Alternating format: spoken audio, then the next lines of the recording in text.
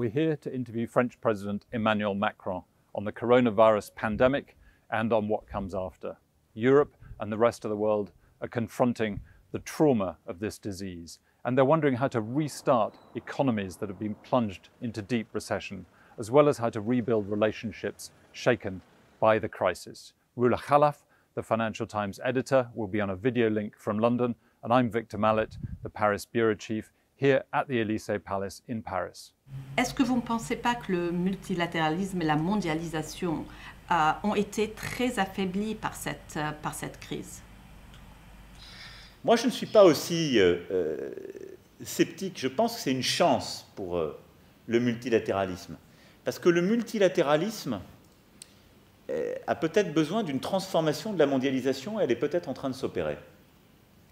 Quand je regarde ce qu'on vit depuis quelques années, tous ensemble, on vit une très grande crise d'abord du terrorisme. Il y a eu des menaces à travers le monde qui ont touché du continent, tous les continents. Il y a ensuite eu une transformation du phénomène migratoire qui a beaucoup déstabilisé les équilibres. Il y a eu ensuite un phénomène profondément nouveau qui a été, en tout cas dans son expression aussi forte, le phénomène climatique. On a le phénomène technologique. Et là, on a le phénomène sanitaire. Et on a vécu il y a 10 ans une crise économique qu'on pensait sans précédent avant de connaître celle-ci. Et tout ça nous montre qu'à chaque fois, nous sommes au fond très interdépendants. Simplement, la crise qu'on est en train de vivre, et c'est ce qui la rapproche de la crise écologique, c'est qu'elle remet l'humain au premier plan. C'est que personne ne s'est posé la question de savoir s'il fallait, pour sauver des vies, mettre des économies à l'arrêt. Et personne ne nous en pensait possible. Et ça, je crois que c'est un choc, je dirais, anthropologique, très profond. Et on a mis la moitié de la planète à l'arrêt pour sauver des vies. Il n'y a pas de précédent dans notre histoire. Donc ça aura des conséquences, moi, que je ne sais pas décrire, anthropologiques, très claires. Mais ça va changer la nature de la mondialisation. Ça va la changer. Avec des vraies réussites, elle a éradiqué des totalitarismes, la chute du mur de Berlin il y a 30 ans, et avec du plus et du moins, elle a sorti des centaines de millions de gens de la pauvreté, mais elle a accru, en particulier ces dernières années, les inégalités dans les pays développés. Et cette mondialisation, on sentait bien qu'elle arrivait au bout de son cycle, parce qu'elle était en train de fragiliser la démocratie, je l'ai plusieurs fois dit, par les niveaux d'inégalité de nos pays. Parce que, et ça c'était le fruit de cette mondialisation, où au fond, le consommateur et le financier étaient les éléments forts. Je crois que ce choc qu'on est en train de vivre, après beaucoup d'autres, va nous obliger à repenser la mondialisation. Il va nous obliger à repenser les termes de la souveraineté. On a vu qu'on avait besoin de maîtriser des choses qui, parfois, pensait-on, n'avaient pas de valeur. On pensait qu'un masque ou une surblouse, ça n'avait pas de valeur dans la mondialisation, sur le plan marchand. Ça a une valeur pour protéger les soignants. On l'a découvert dans cette crise. Ça vaut 40 centimes, même pas d'euros. Mais ça a énormément de valeur quand on en manque et qu'on ne sait plus en produire. Elle remet ensuite l'humain au cœur. On voit bien que l'économique n'a plus le primat. Et donc, quand il s'agit de notre humanité, les femmes et les hommes, mais aussi les écosystèmes dans lesquels ils vivent, et donc le CO2 émis, le degré de réchauffement, la biodiversité, il y a quelque chose de supérieur à l'ordre économique. Et en même temps, on est en train de comprendre que nous sommes interdépendants. C'est aussi ça ce qu'on dans cette crise. Et je crois que ça nous oblige à revoir la grammaire du multilatéralisme. Le multilatéralisme, il était menacé parce qu'il était en fait à la main d'hégémonie, ou en tout cas de puissance qui ne voulait plus jouer son jeu parce qu'elle n'en voyait plus l'intérêt.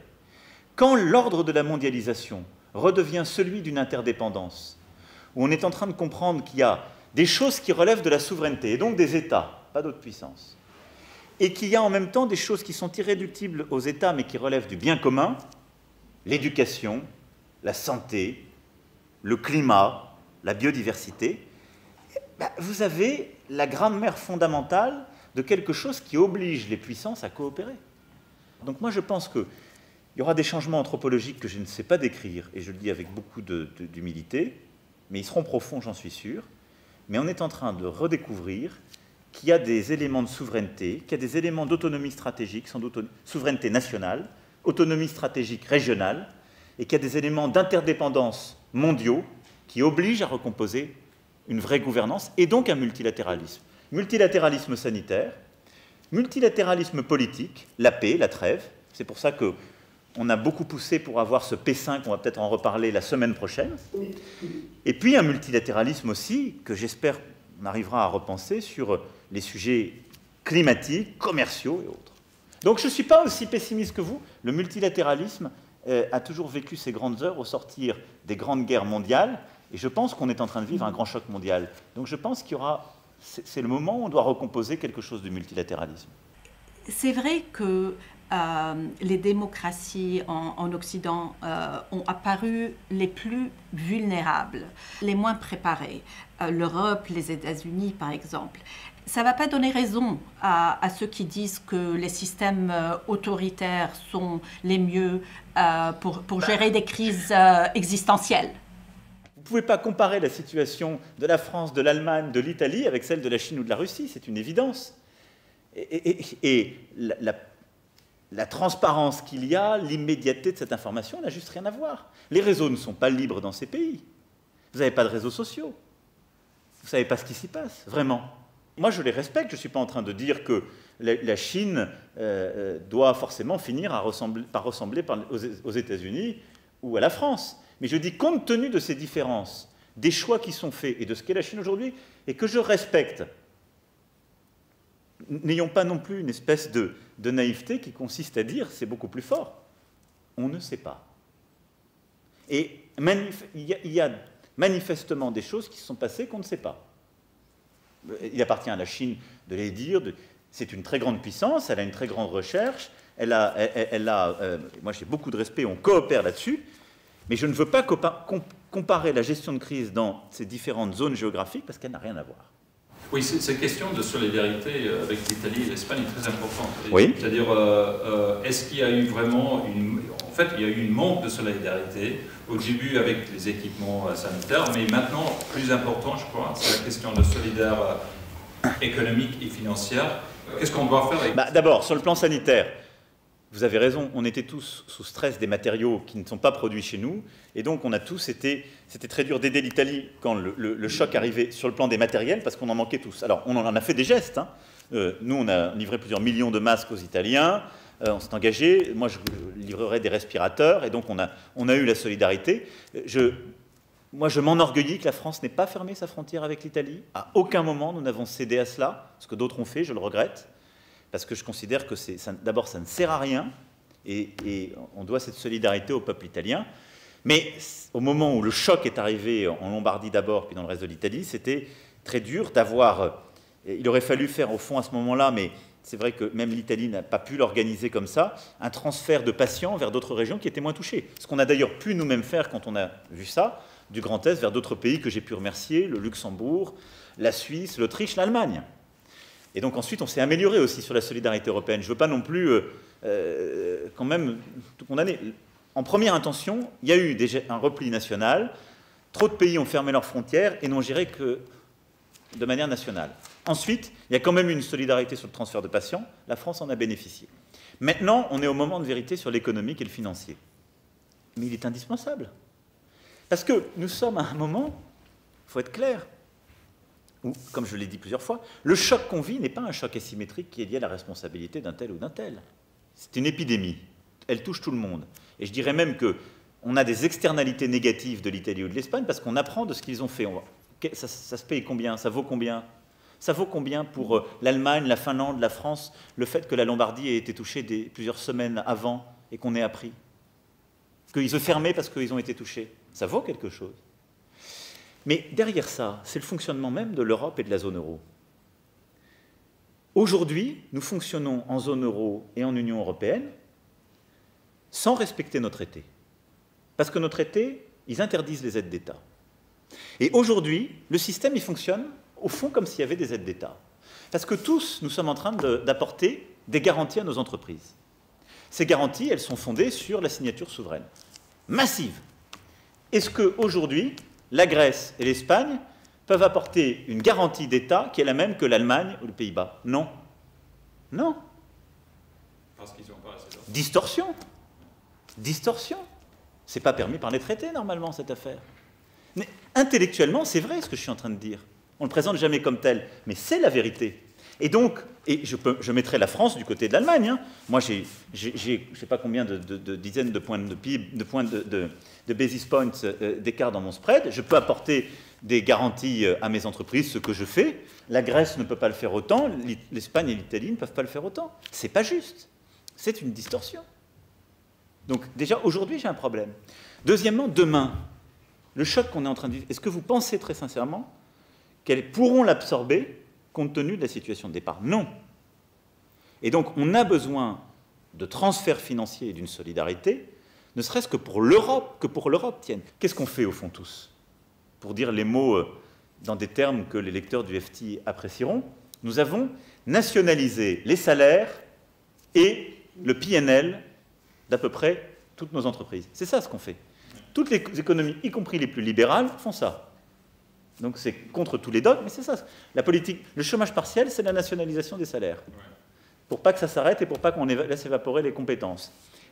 Tous les plans de garantie qu'on fait ou d'aide, le fonds de 50 milliards allemand ou le fonds de 20 milliards français pour les commerçants et autres, ça s'appelle une nationalisation du compte d'exploitation des commerçants et des entrepreneurs. C'est ce qu'on fait. Donc ça, c'est pour éviter l'évaporation, l'effondrement. Derrière, on aura un plan de sortie. Et sans doute un plan de relance, qui doit d'ailleurs être cohérent avec ce que je disais tout à l'heure, sur le plan écologique et sanitaire. Ça, c'est impossible de le laisser au niveau national. Impossible.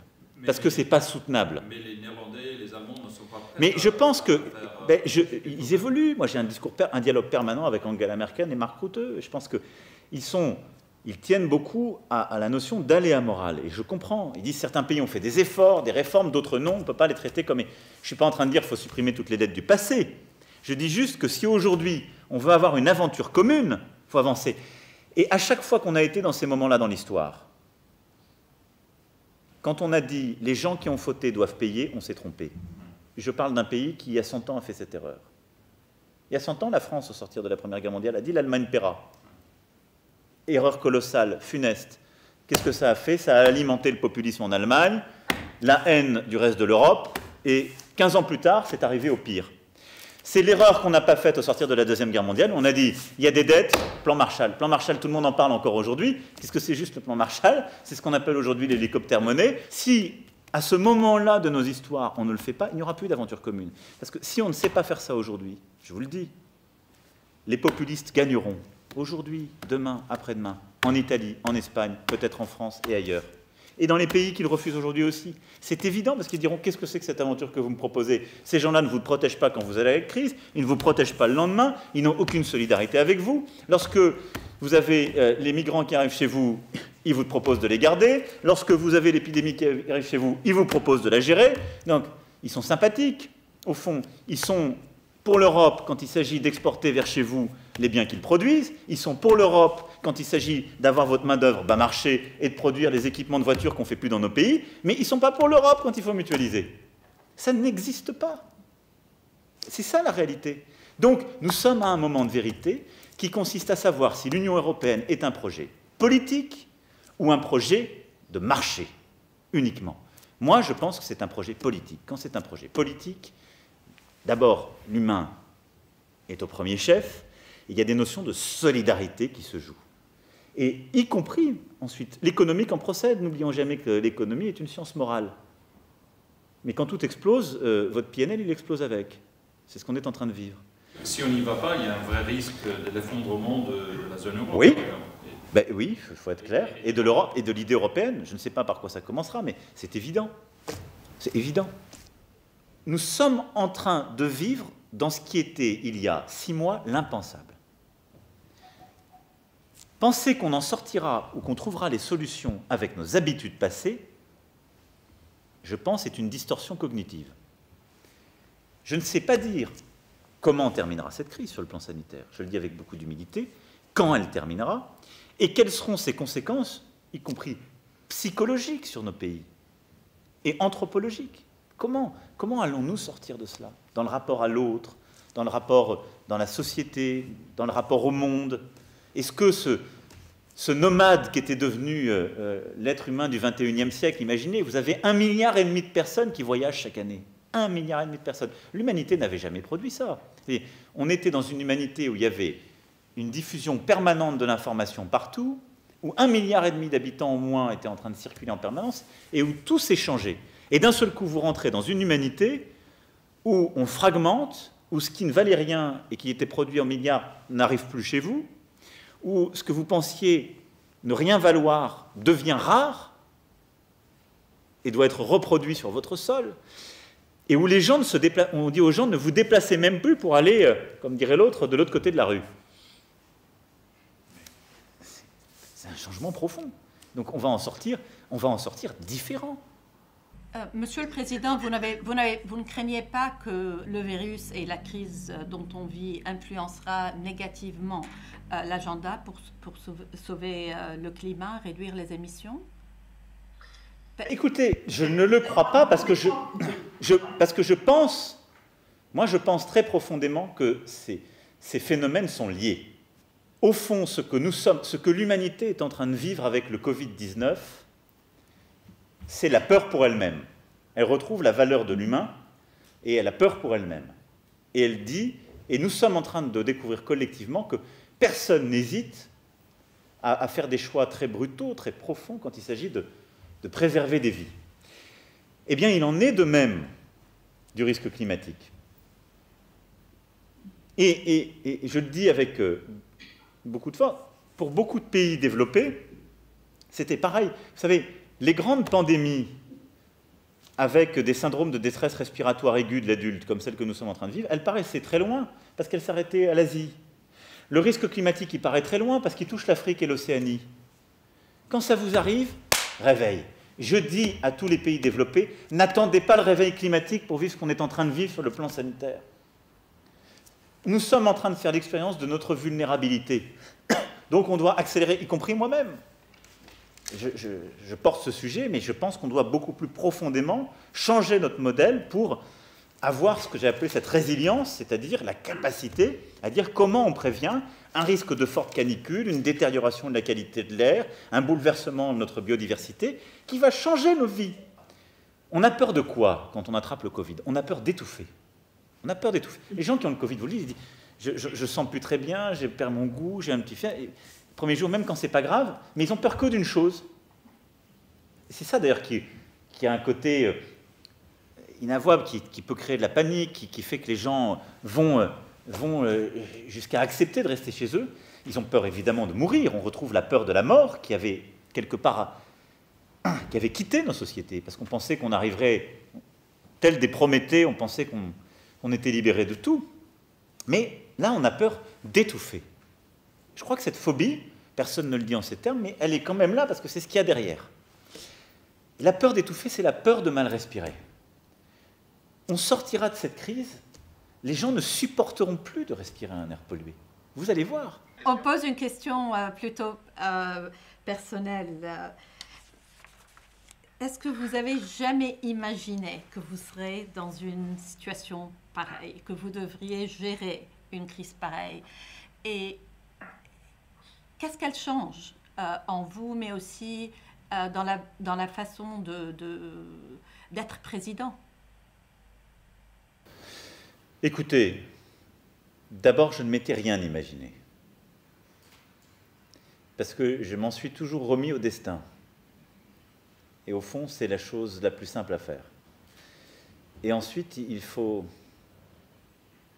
être disponible pour le destin. Et donc, moi, je suis dans un état de disponibilité pour agir. J'ai des convictions profondes sur ce qu'est mon pays, ce qu'est notre Europe, ce qu'est le cours du monde idéal à mes yeux, qui est fait de liberté, de coopération, d'entraide, d'amitié entre les peuples au sens profond du terme. Et après,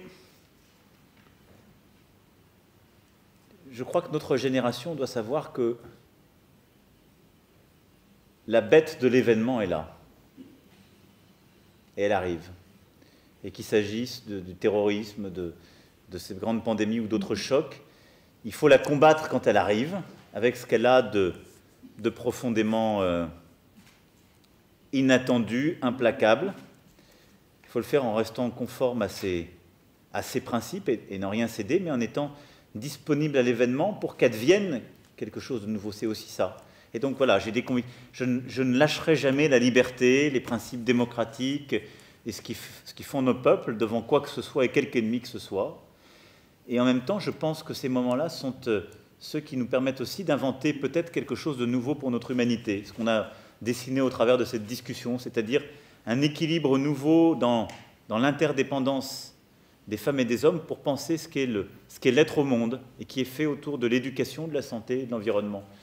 Et donc je suis dans cet état d'esprit-là, prêt à me battre et à essayer à la fois de porter ce en quoi je crois et d'avoir cette part de disponibilité pour essayer de comprendre ce qui paraissait impensable. Et il faut avoir cette part de disponibilité, y compris intellectuelle, je dirais personnelle, aussi sensible, pour accepter l'événement tel qu'il arrive et pas le mettre dans une catégorie tout de suite, parce que je pense que nos peuples le vivent aussi très profondément. Et nous sommes tous en train de le vivre comme ça, donc il faut accepter que ça nous change, sans pouvoir tout dire sur ce que ça change en nous.